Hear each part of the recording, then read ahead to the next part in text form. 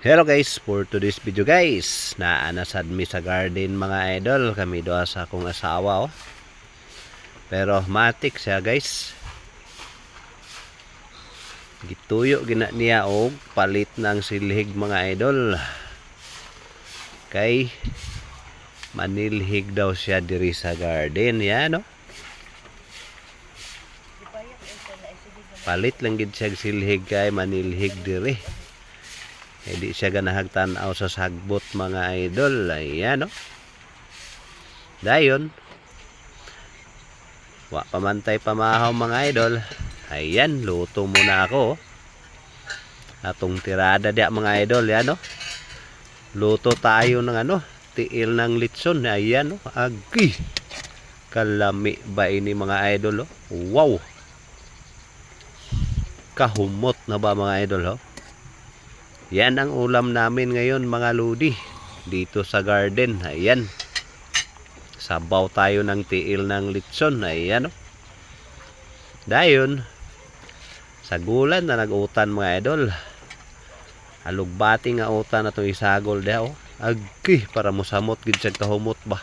Wow. Kahumot na ba mga idol o. Humot manggid kay ning alugbati gid og mag-utan kag alugbati mga idol, gabi gid ka humot. Oh, agay samot na nga gipari sa litson. Ay. Impas ang bahaw nga dala na mo ini karon mga idol. Agay yan no. Wow. Malapit na tong maluto mga lodi. Ayan no. Sa way pagdugay-dugay da mga idol, matik na minduha daw, plaster na minduha da. Oh. Luto naman ang sudan nga akong giluto mga idol.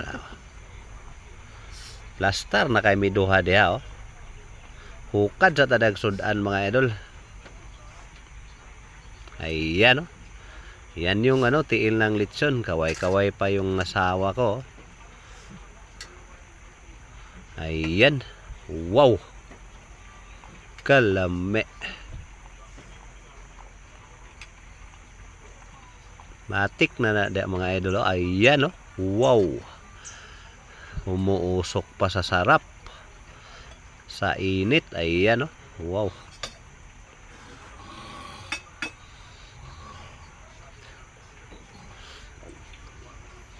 Kalami na ba? Matik na ko dia mga idol. Tirahan na ako ng panit diha. Okay, murag humok di guys siya ba? Manay kung una gikaon na mga idol oh. Panit sa litson oh. Agi. Kalami. Humok ni sa idol. Super lambot talaga. Ayan oh.